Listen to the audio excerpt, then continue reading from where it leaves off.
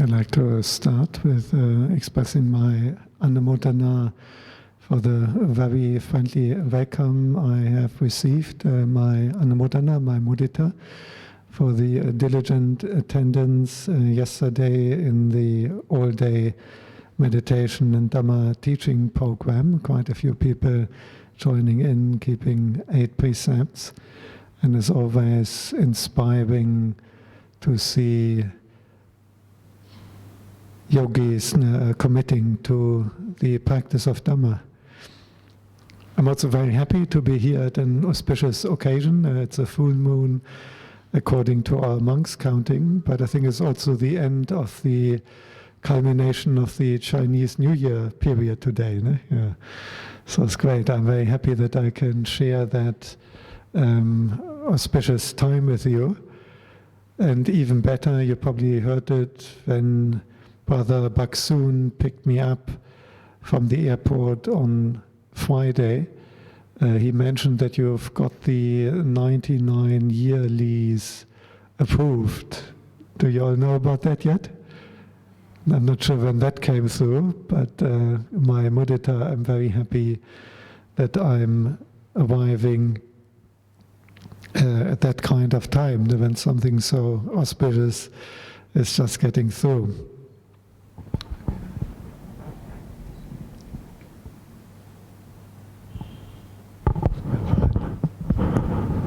Very good.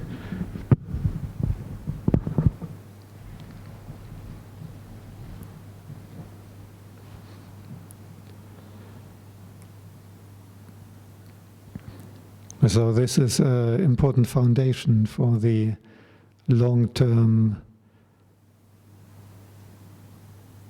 establishment and the long-term operation of Bandar Uttama society, having your Uttama Bodhi Vihara secure for a long, long time.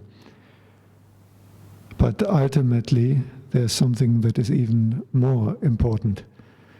Because even if you have the property, even if you have a beautiful building with excellent architecture, even if you have an excellent sound system, my anumodana to whoever are the guys who installed this sound system. Is obviously a very high quality audio here.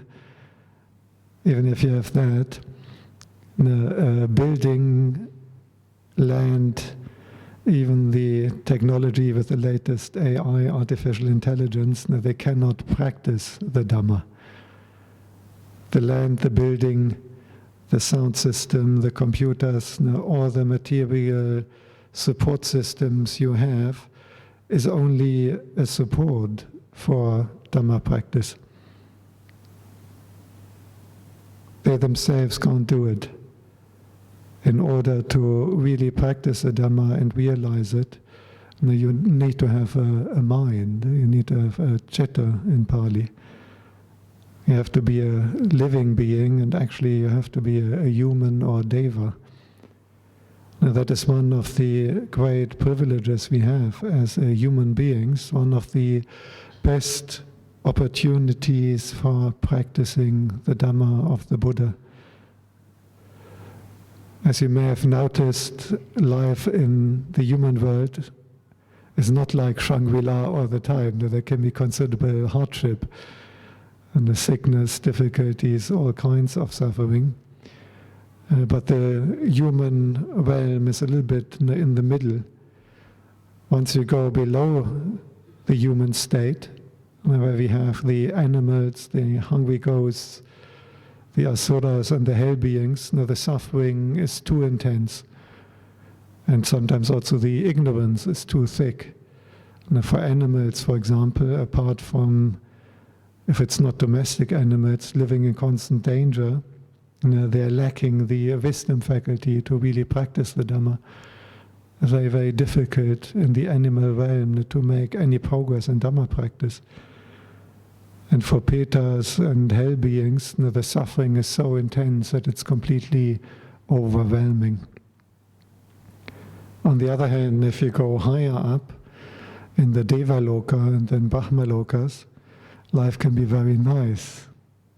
But as you may have experienced, having a very nice life, beautiful, rich, no sickness, very long lifespan, everything smooth and easy, like one big party, that can also have the drawback of leading to negligence and indulgence.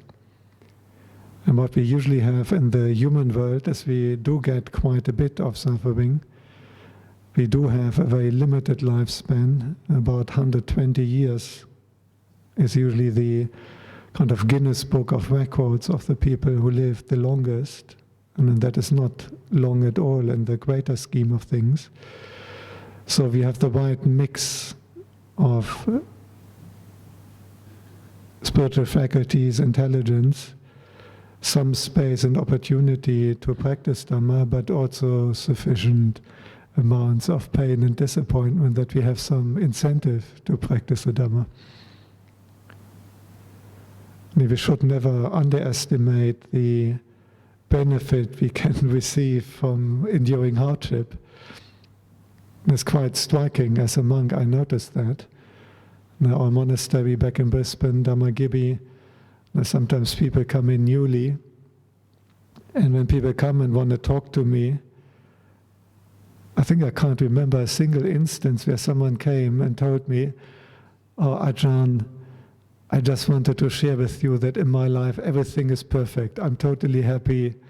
My job is perfect, no problem with the kids, have good income, my health is excellent, and there's nothing to worry about at all. And I just come to the monastery to tell you, this is not what happens." Usually they come because they got some problem.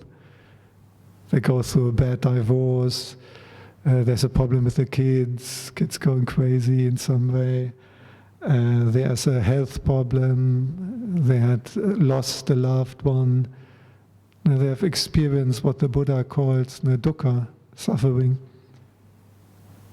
And dukkha, suffering, is often the very cause that people set out on a spiritual search. Dukkha, suffering, is the cause that someone feels inspired or interested to come to the monastery and to investigate, to find a way out of suffering.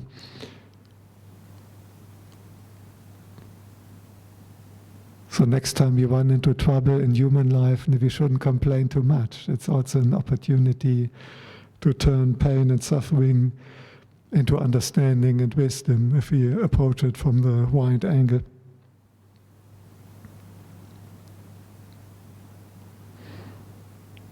So you have the property secured, you have a beautiful building, you have excellent equipment, and now the job is to use that property, that building, that equipment for practicing the Dhamma. The Buddha has pointed out the 7 forms of wealth, of noble wealth. Now, many people are interested in accumulating wealth, being rich.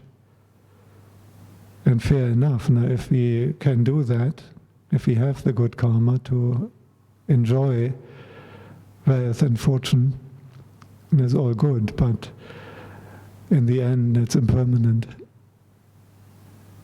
It's also doubtful whether it makes us really happy. Even the richest person in the end has got to leave it all behind when they die and go to the next life. And if you read about the lives of the very rich guys and famous ones, it always seems that they have very similar trouble and problems like we in normal life. What the Buddha rather recommends is to accumulate the wealth of the noble ones. And that is saddha, sila, hiri, ottappa, sutta, chaga, and panya. In English, the faith, confidence, conviction. in the Buddha, in the Triple Gem, in the Dhamma, and the possibility of enlightenment. The Sila, in particular, the commitment to the 5 precepts. Hiri and Ottapa, I like to translate as shame and conscience. The sense of shame that we are not doing what is inappropriate or harmful or bad. The conscience which tells us what are the good actions, what are the bad ones. Sutta, that is knowledge of the Dhamma. The Dhamma study. Charga is generosity. But in Pali, the charga can be both generosity and also just generally letting go. And both are connected anyhow. And finally, panya, wisdom, the highest of all conditioned phenomena. There's no light brighter than the light of wisdom. Wisdom is what can get us out of samsara, what can free our heart from all fetters and all defilements. So this is a wealth we try to accumulate as Dhamma practitioners. And this is what Uttama Bodhi Vihara and all the facilities help you to acquire. Now, this is a category which we can use if you want to see how can you serve the Buddhist community, how can you help them acquiring these things.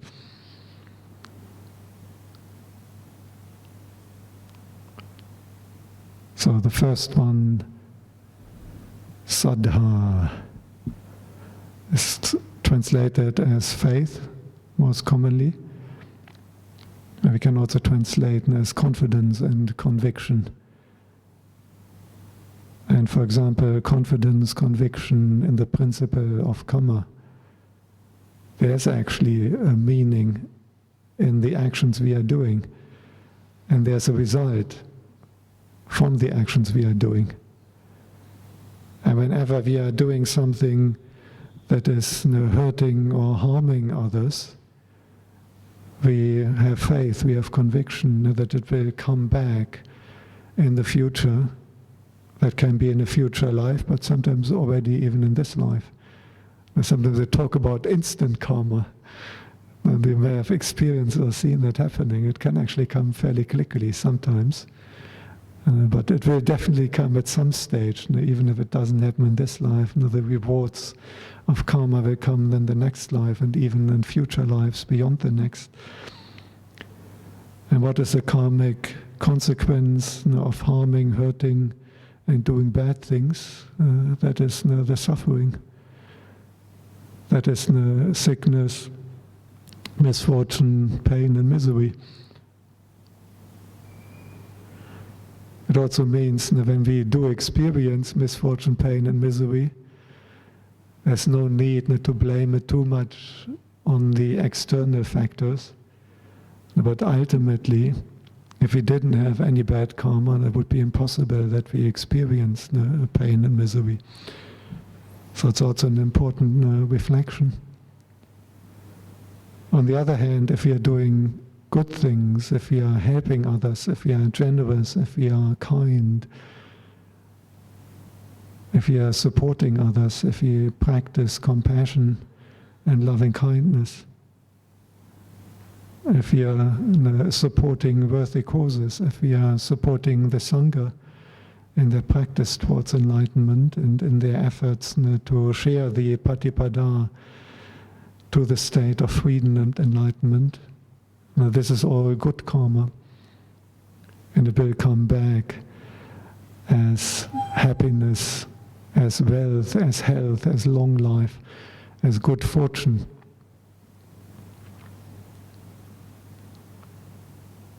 We just had the new year, isn't it? Year of the rabbit. What's a rabbit going to bring to you? Not good for roosters, they say, isn't it? Tough year for rooster.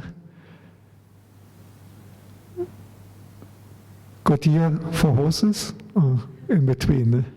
I'm born in the year of the horse. So will it be a good year, the year of the rabbit for you? Will you have good fortune? Will it be a bad year, bad fortune? Should you wear a lot of color red? And maybe go for the number 3, more auspicious than the number 5 this year? What do you think? And what do you think the Buddha would say on that? What's the Buddha's advice? Wearing red or number 3 or number 5? Or rooster doing better than monkey? Is that what the Buddha would teach? No, of course, no, this is not the Buddha's teaching. The Buddha actually called that a blemish in a disciple of the noble ones. If they are trying to find security, if they fall back, if that is their faith, and this is how what they rely on Mangala, Kutohala Mangala, the people who believe in fortune-telling, astrology, good and bad years, that is a blemish in the Savaka of the Buddha. Because what we call bad fortune, there is nothing like good or bad fortune. What we call bad fortune is simply bad karma. Is our own actions coming back to you. Sometimes our stupidity right away, but if we are not doing anything stupid and we're trying our best and then still we get sick or something very unpleasant happens, then we can rest assured there must have been some bad karma from the past. On the other hand, if everything goes well, and your business prospers, family prospers, everything is good, that's not good fortune. It's what we call good karma. It means we are acting smart and appropriate and intelligent right now and plan properly. But additionally, to be really successful, you also need the backing from the good karma in the past. And this is what a true disciple of the Buddha would rely on and try to build their life on. So if you want to have a good year of the rabbit, make it a good year by making good karma. We can't change the past. Now, what we did in the past is not longer our concern. We have to equanimously accept whatever will be the outcome, but we can change what we are doing now.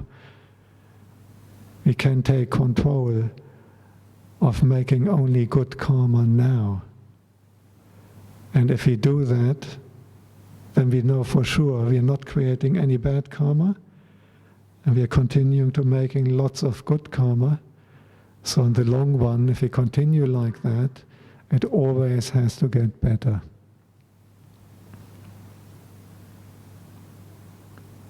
This is why I tell people, if your horoscope for this year is accurate, you're not doing good enough as a Dhamma practitioner. Because if you practice properly, you should be better than what the fortune teller tells you or what the horoscope tells you. Because you're making so much good karma that you're coming out better. This is what we rely on. This is our saddha, our conviction. Not on good or bad fortune, but on action. This has an advantage and a disadvantage.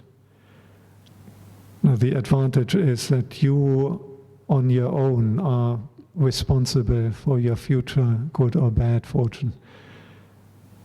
What we are doing now will determine whether in the future and future lives we experience good or bad fortune, namely good or bad karma. The drawback is you are responsible for it. You can't blame it on anyone else. You can't ask the Buddha to do it for you. This is why people often like fortune telling and so on, and just trying to use that, because it may appear easier. It doesn't really work. So it's a little bit more difficult because we have to take responsibility for our good or bad fortune ourselves.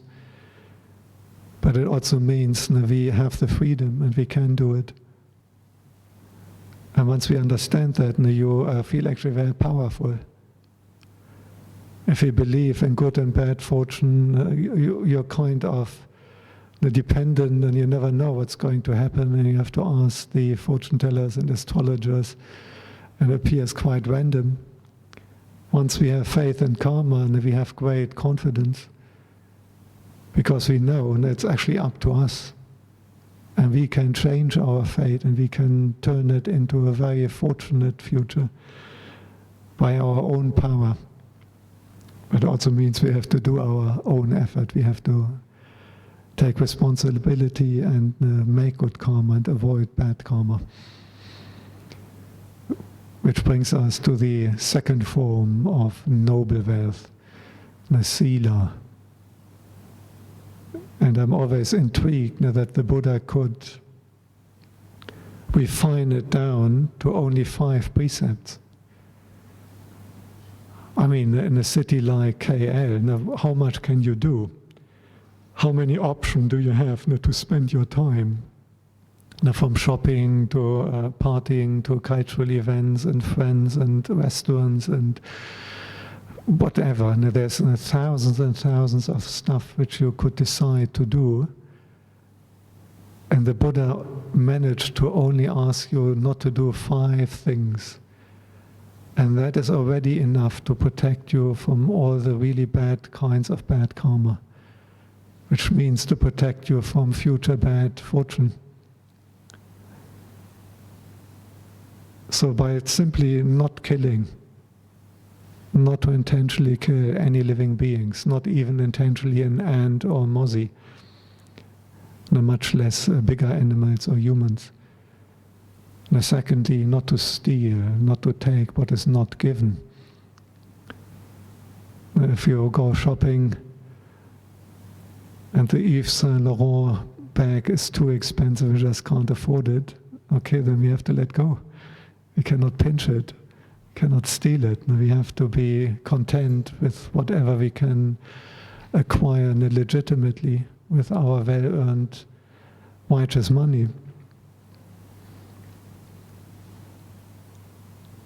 Number 3 is to be committed, to be faithful to the spouse. Number 4 is truthfulness, not to lie. Because lying is increasing delusion in other people. If they believe the lie, they know wrongly. We succeeded in deluding them, and delusion is the worst of all defilements, the most pernicious. So every lie, particularly if it's successful, is increasing the delusion and knowing wrongly in the world and other beings. It's a huge disservice. And as you are aware, the Buddha was unambiguous, there is nothing like white lies or polite lies. We can keep silent maybe, or not say something, but whatever we do say has to be truthful. And number 5, alcohol and other drugs that cause intoxication and heedlessness. So by just avoiding these 5 things, you're already protected from any serious form of bad karma, and that means from any serious form of misfortune in the future.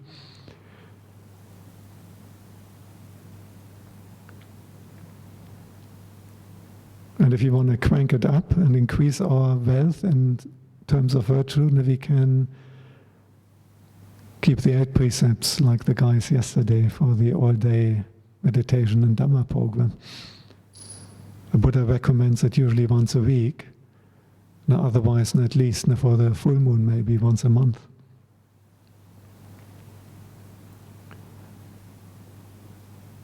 The next one, Hiri Ottapa, shame and conscience. And that is actually very intriguing that as human beings we have this faculty. It's quite automatic. Almost everyone has that. And when we do something that is bad, we actually know. It's fascinating. Even if we do it and if we try to find excuses, deeper down we know. What we call the faculty of shame, or the faculty of conscience, is telling us that. And the Buddha pointed out that these are the two faculties which hold the whole world together. This is a foundation of real progress. This is something which we try to deliberately develop. The shame is a little bit more towards others. And you may know that if one goes out in the evening and partying, and then maybe one is not really committed to the fifth precept, and people get intoxicated, sloshed. And nowadays they have all these mobile phones. And then there's all the video and the photos. And the next day, it's all over WhatsApp and Instagram. What you did last night when you were intoxicated. And they took the photo and the video. And how do you feel? With a sense of shame. Oh dear. And that is that wholesome quality which stops us from doing bad things. The same with conscience. Fascinatingly, we do have it in our heart, and we only have to tune in, and conscience will tell us, no, this is something, this is good and praiseworthy. Or our conscience will tell us, no, this is something, you shouldn't do it. Sometimes we don't listen to conscience. The conscience tells us, no, this is something, you better don't do that, that's no good. Shame tells us, no one should know about that. But then the defilements are stronger sometimes. Desire or aversion is stronger, and we still do it. What is the result? And if we feel ashamed, we have a bad conscience. We have regret and remorse. And these are wholesome faculties, because when we tune into that, and when we actually listen to our sense of shame, and we listen to our conscience, even if the desires or aversion is pushing us to do it, we will refrain. This is the qualities which are lacking in psychopath. It's one of the hallmarks of a person we call a psychopath, that they are not having shame and conscience. And that is really dangerous. The Buddha said, a person who has no shame about speaking a deliberate lie, there's no evil that person is incapable of doing. He didn't say anyone who lies is incapable of doing any evil, because it's quite difficult to be 100% truthful. But someone who can lie without any sense of shame, this is actually the guys why they can't use the lie detectors usually at court. Because normally people have a sense of shame and conscience about lying. And when you put them onto this lie detector machine, it will somehow register. The moment they lie, there's some reaction and the machine can pick it up. But there's a small percentage of humans who are psychopaths, and they have no shame whatsoever about lying. So they can lie through their teeth and the machine will not notice it, because that shame and conscience is lacking. But that is not an advantage. It's a huge disadvantage, because you will accumulate so much bad karma. On the other hand, if you have a strongly developed sense of shame and conscience, that will protect us from doing any evil action.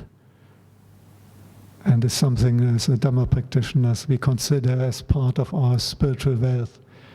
And we try to tune into that and to make this faculty really strong.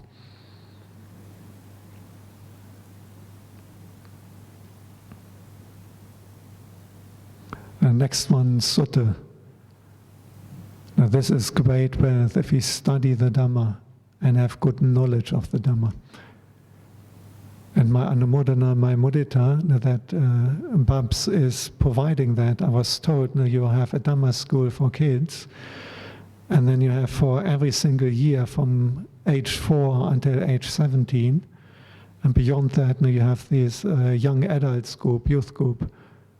And that is absolutely fantastic, because that is the noble wealth that we have, knowledge and understanding of the teaching of the Buddha. And that we actually study the suttas, the Majjhima Nikaya, Anguttara, long discourses, and so on. And it's great if you give an opportunity to the kids to start at an early age, accumulating that wealth of knowledge of the Dhamma, which is much more valuable than having lots of money in the bank.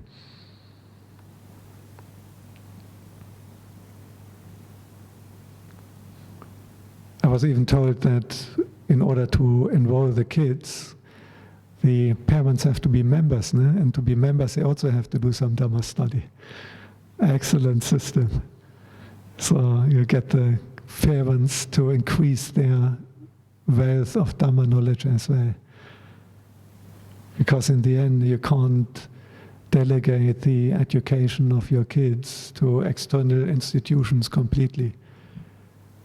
The school, Dhamma school, and so on, they can support you in educating your kids, but ultimately it is the responsibility of the parents.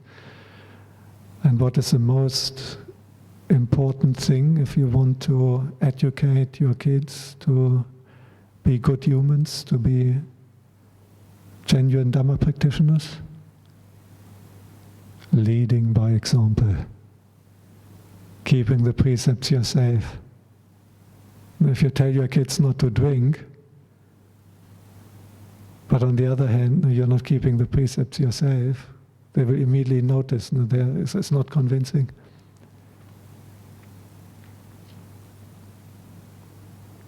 So, Anumodana, and it's great that you have the facilities here that you can accumulate that noble wealth of Dhamma knowledge.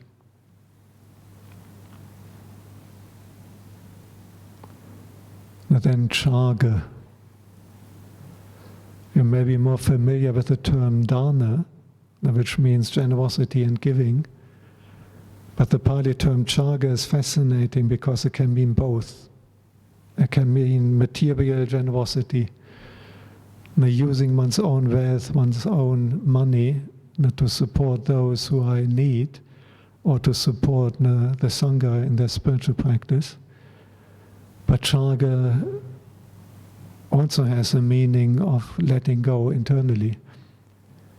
So when a person practices meditation and they're able to let go of sensuality to attain samadhi, that is a crucial ingredient for samadhi, that the mind lets go of sensuality.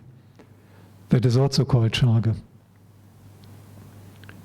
Or the mind letting go of all clinging, of all attachment, of all grasping, and attaining the stages of enlightenment. That is also Chaga. So Chaga is beautifully expressing these two aspects, and we have to start our practice of letting go in a gradual manner. The teaching of the Buddha is always emphasizing you have to do it gradually, step by step. And if we want to let go of the deep defilements and subtle attachments, and attachment to I, me and mine, to the delusion of self, we want to let go of craving and clinging to our own body, to loved ones.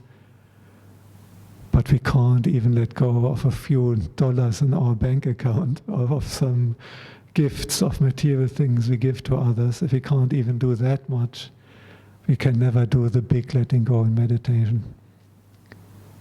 On the other hand, if we practice generosity regularly, it becomes a habit that we are supporting other beings who need help.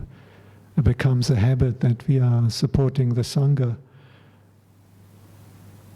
who according to the Buddha's own rule is prohibited from owning and earning money, because they should focus only on their spiritual practice and only share spiritual teachings rather than looking after their own material basis.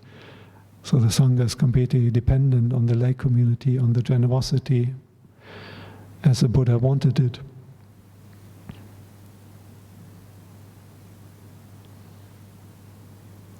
And so once we become used, it becomes habitual that we are giving away material things, sharing our income, our money, our material wealth, that chaga becomes a kind of default mode in our mind. And that is why for a generous person it is much easier to practice meditation. Because letting go, giving away, dropping things has become the default mode in their mind already. And they only have to apply it now to internal states rather than external objects.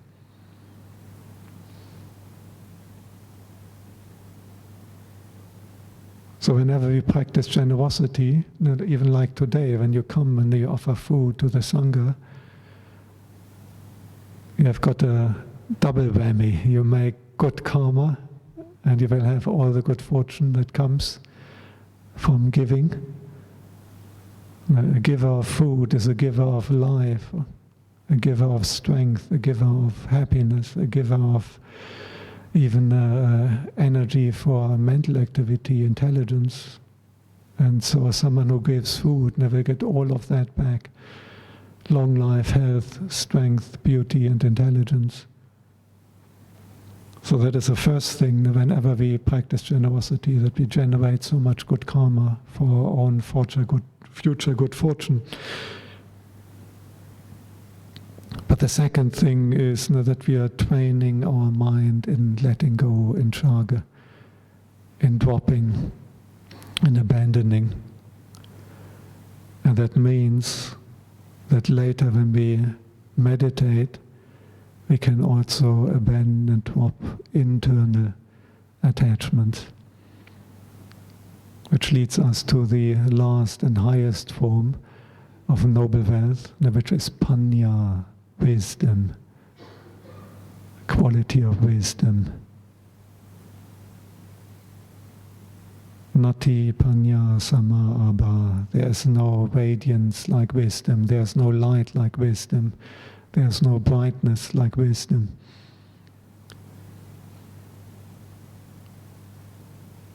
And there are two forms of wisdom. The one is to be smart in worldly things. The street smart, to be smart and capable, clever in sorting out all kinds of worldly stuff. That's very helpful. If you know how to get a long lease and how to do the application, get it through, that is wisdom in external, more worldly things. But there's also udayappa gamini panya, the wisdom that discerns the rise and fall of things, the wisdom that can recognize impermanence, anicca. Now that is Dhamma wisdom. That is a wisdom that can lead to complete freedom, complete attainment of Nibbana. Now whether it's external things, your car, your house, whether it's your degree, whether it is your family, your loved ones, whether it's your own body, your health, your life even, is all impermanent. Nothing of that will be with us forever. One day we will be separated from all loved ones. One day we will be separated from all possessions. And even all these mental states, the worries, the concerns, the fears, the moods, the emotions, now elated, now depressed, now excited, now it's boring, now strong desire, now disliking. Watch that mind and how all these moods, all these emotions are constantly changing, all these feelings coming and going. What's the point of being so worked up about it? So today is the, 4th of February or 5th already? 5th of February, ne? So 5th of February 2022. Can you still remember 1 year ago What you were agonizing about? What you were worried about? What you were so upset about? But I think we can be pretty sure that on the 5th of February 2022, on that day, there was probably something we were upset about. There was probably something we worried about. There was probably something we felt excited or irritated or depressed about. And now, a year later, you can't even remember it. So what's the point of being so worked up about it if it's so impermanent? So once we notice that, so ask yourself, what are you now really upset about? What are you now really worried about? And then imagine 1 year's time, 5th of February 2024, and you will not even remember it. So what's the point of being so agitated? What's the point of getting so frightened? If it's so impermanent that only a year later we can't even remember it. And not even talking about 10 or 50 years later, just 1 year later. Often just a week later. Or the small irritations throughout the day, which are quite important now when I experience them. Already a week later, you often can't remember. And even the biggest things, the whole thing with the coronavirus or the big political events, in 1,000 years, will anyone even remember? In 1,000,000 years? In 1,000,000,000,000 years? So when we contemplate impermanence and we develop, strengthen the wisdom that can discern the rise and fall of things, the impermanence, then we can let go completely.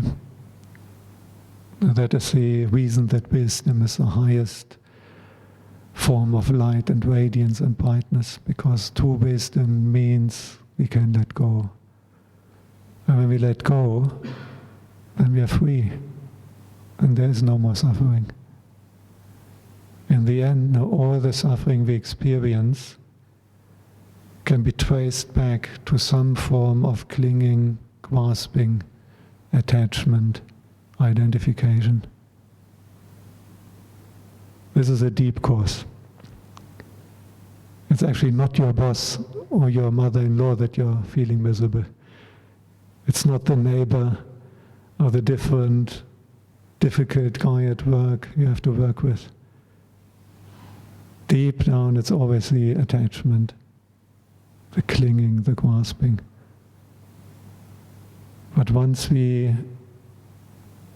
contemplate impermanence, once we develop wisdom that can see it's all impermanent, it's not lasting anyhow, it's not sure.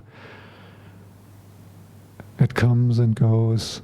Now I'm so worked up, next year forgotten. And we can let go of all attachments, of all grasping. And we let go of attachment and grasping, we also let go of suffering, and all that pain and suffering will be gone. And that is a true, supreme, noble wealth. The complete letting go based on wisdom, and not having anything, not owning anything, not being attached to anything. So my blessings that we may be able to develop that wisdom, that we may all be able to experience a complete freedom from grasping, clinging and suffering, and that for the next 99 years that you have the lease, that Babs and Bandar Uttama Vihara will support countless beings in developing that supreme noble wisdom and experience that freedom from clinging and from suffering. Thank you for your patience. Sadhu, sadhu, sadhu.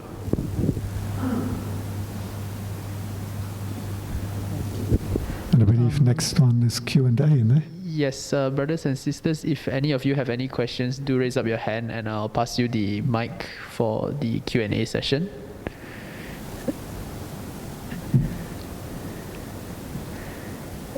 any If question. you're feeling shy, you can also scribble it on a note and pass it secretly.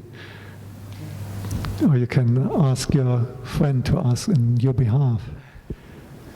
That would be wrong shame. Please don't ever feel ashamed to ask a Dhamma question. That is not what is meant by Hiri-ottappa. The Buddha encouraged the asking of questions. Do you actually know what is the karmic result of asking questions? What is the future karmic result if someone is asking lots of questions? They will be reborn intelligent, smart, even wise. So you make the karma for future intelligence, smartness and wisdom by asking questions.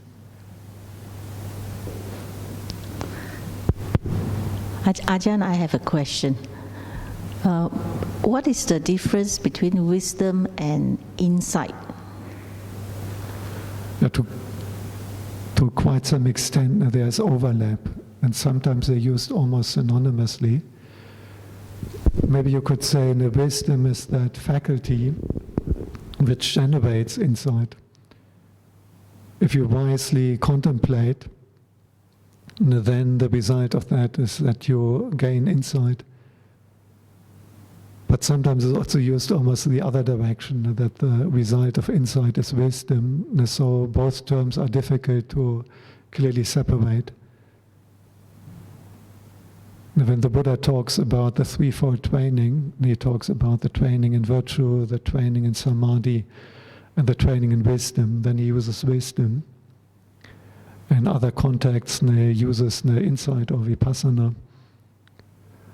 But both terms are closely related. The insight is maybe more like something which occurs once you contemplate. If the contemplation goes well, you have insight.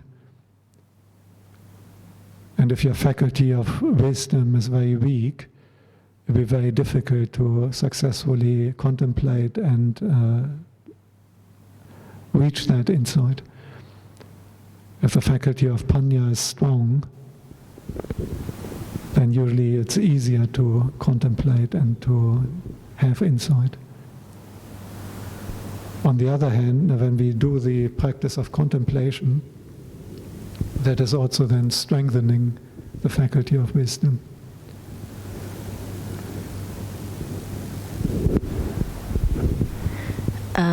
Then Ajahn, can we say that wisdom is actually insight into impermanence, non-self? Can we say that wisdom is the insight into seeing impermanence and non-self? Yeah, both. Insight, in the Buddha's terms, vipassana is usually defined in those terms. Seeing and understanding the tilakkhana, anicca, impermanence, unsure, not reliable. Secondly, dukkha, not able to give you lasting happiness, disappointing.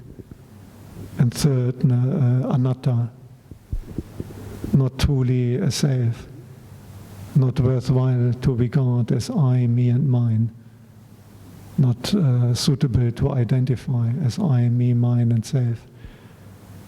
And also as a fourth one you can include asubha, particularly the human body, not truly attractive but actually unattractive, even repulsive.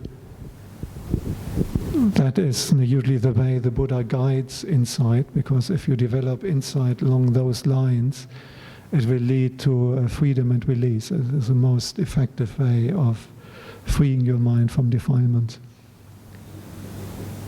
When it comes to panya, the Buddha distinguished different forms of panya, and it can also be more worldly panya, which is also a good thing. And if someone is intelligent and smart and knows in his job what to do, how to file application that they get through, how to invest the money smart, that is also a form of panya. That's why the Buddha particularly points out udayappā gamini panya, the wisdom that is focusing on these tilakanas, on these three characteristics, impermanence, but also dukkha, and also not safe. Another way would be using the Four Noble Truths, the wisdom that can discern the Four Noble Truths, craving as a source of suffering, and then the abandonment of craving through the Noble Eightfold Path, through practice of the Noble Eightfold Path. Or you could say a wisdom that can discern dependent origination, the whole 12 links, idappaccayata, the conditioned nature of the round of samsara. Sometimes the way it's used, you can say if an athlete is very strong, someone is physically really strong, that is, so to speak, the wisdom. And if they're physically very strong, they can push up a big weight. And pushing up the big weight, so to speak, is the insight. Someone with a strong faculty of wisdom, which is a quality in their heart, they can then apply that to develop insight. But just like with the athlete, and it also works the other way around, because if the athlete is pushing big weights, his strength, his muscle power will also further increase. So to do the pushing, he already has to have some strength. But then doing the pushing will further increase his strength. So similar wisdom and insight. If a person has very low wisdom faculty, they will find it very hard to develop insight. If they have a strong wisdom faculty, it's quite easy for them, or easier, to develop insight, to see, to recognize, to understand things as impermanent, unsatisfactory, and not safe. But whenever they do that, or even the person who has a weaker faculty of wisdom, so they're using that weak faculty and they do the contemplation. They make their best effort, they try to apply whatever wisdom they have in order to recognize in sankharas and conditioned phenomena the qualities of impermanence, not sure, unreliable, unsatisfactory, not me, not mine. By doing so, they will gradually increase their faculty of wisdom.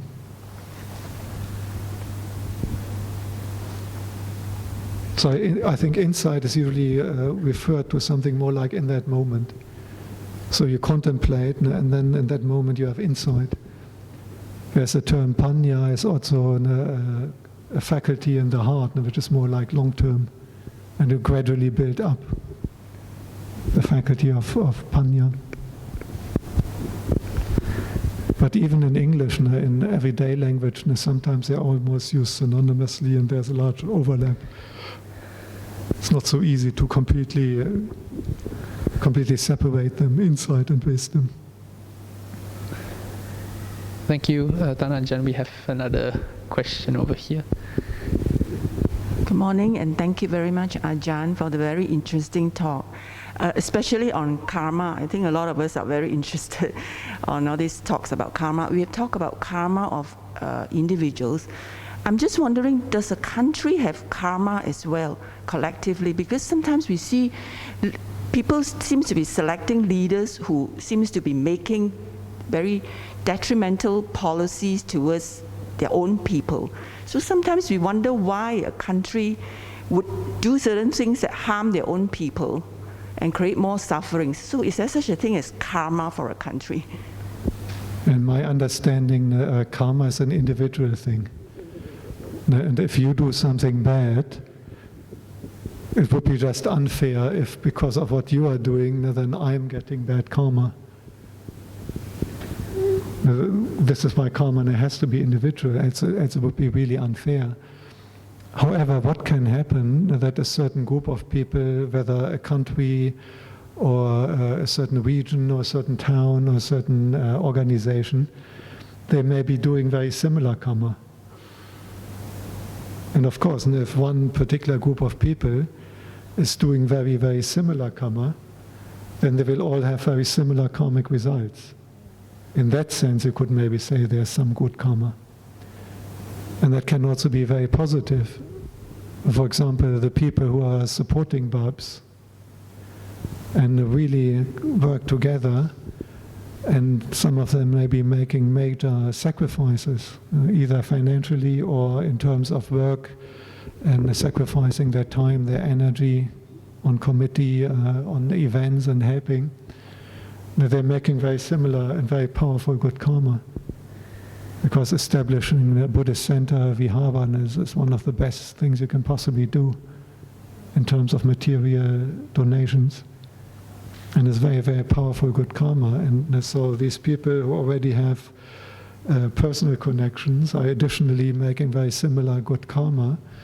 And if they have very similar aspirations, you may find that they are reborn and meet again in a future life, and maybe friends again, and maybe again working on a similar wholesome project. In that sense, there can be good karma, but ultimately it's always due to their individual karma. But if many individuals who are already connected are making very similar karma, then it can appear like group karma.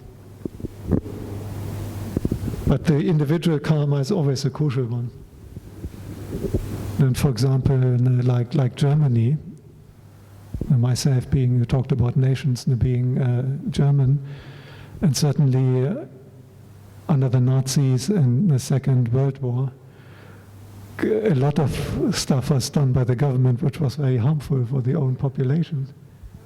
And many people joined into that with great enthusiasm. And it's the same like individually, and you can also ask, why do people do things that is harmful for themselves? If you ask, why does a country or government do things which are harmful for their own people, it's the same reason why an individual person is doing things that are harmful for themselves. Why do people break precepts? If anyone could see the karmic consequences of that, they just wouldn't do it.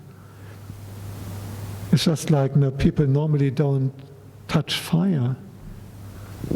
Or on your stove, these hot plates. You will not touch that. Or if you touch it, you will immediately pull back, because it hurts immediately.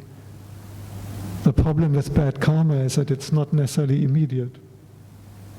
But if someone could actually see directly, like the Buddha, what will be the future consequence of that action, they wouldn't do it. On the other hand, like the quote you have on the wall there, if people could see, just like the Buddha, how much good karma they can get from being generous, they wouldn't eat a single meal without sharing. Because it's so obviously for your own benefit. The only problem is that with karma there's always, or often this long delay, so it's not so obvious for people. But you see, even in Germany at that time, although most people or many people would be doing very bad karma and then would have similar bad karmic outcome, fighting in war, and they always make bad karma, there's a few people who may do something completely different, and then they will not be affected, even if everyone else in that country is doing something bad and maybe fighting in war. There's a few, and if they don't participate and don't mentally support it or agree with it or rejoice in it, then they will have no bad karma. And there were a few cases like that. And one German lay Buddhist who later wrote very good Buddhist books, he talked about that.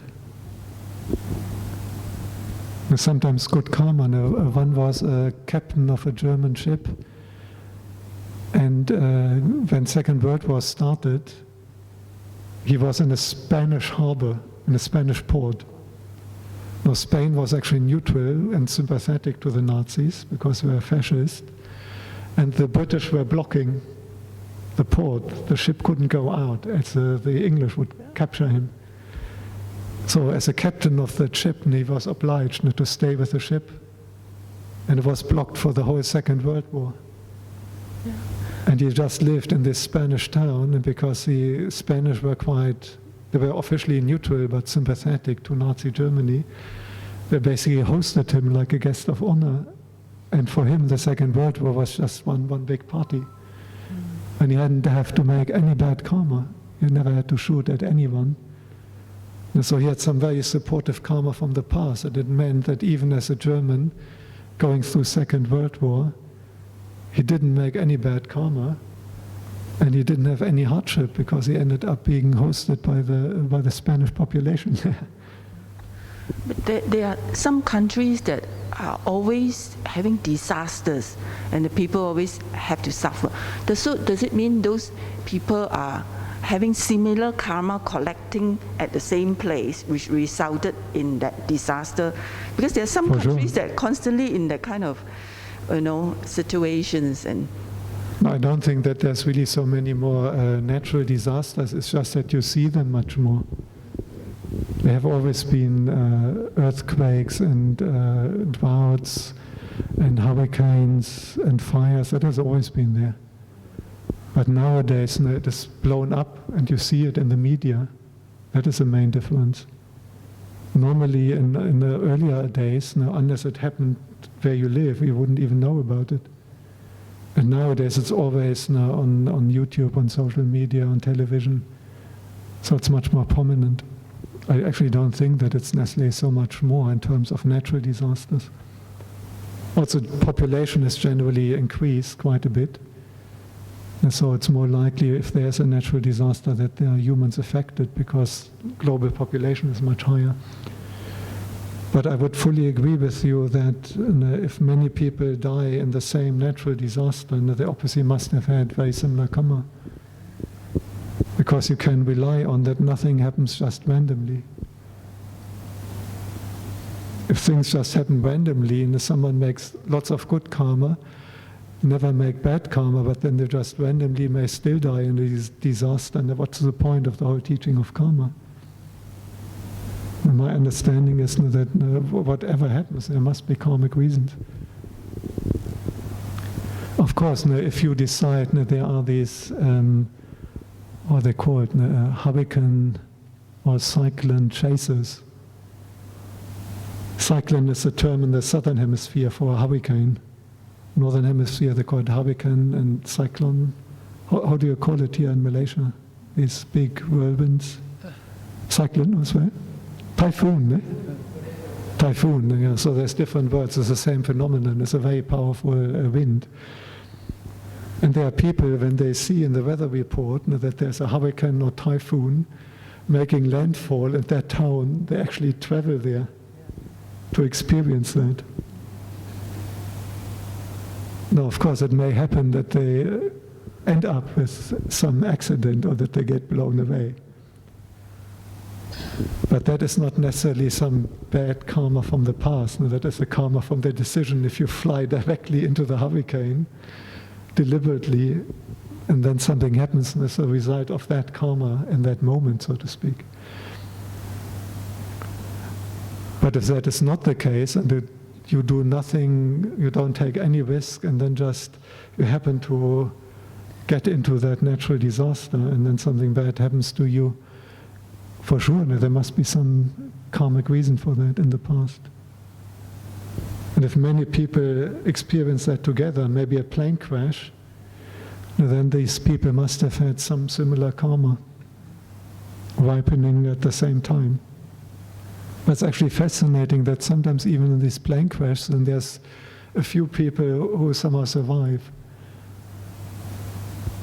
meaning that they had very different karma, and showing how your good karma can protect you even in these kind of situations.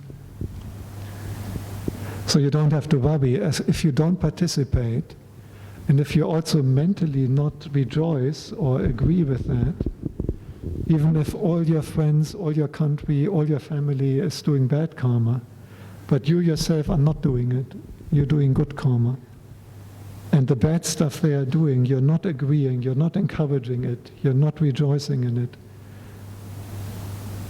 you will have no bad karma whatsoever. You cannot get bad karma just by family association or by association being in the same city or the same country. That is not possible. If you're not mentally engaging with that, you have no intention, you're not supporting it in any way, even just mentally liking it, then you have zero share in that bad karma, even if it's your closest relatives. Did that help? Okay. Thank you, Tan Ajahn, for answering all the questions. Brothers and sisters, let's say sadhu 3 times to show our appreciation. Sadhu, sadhu, sadhu.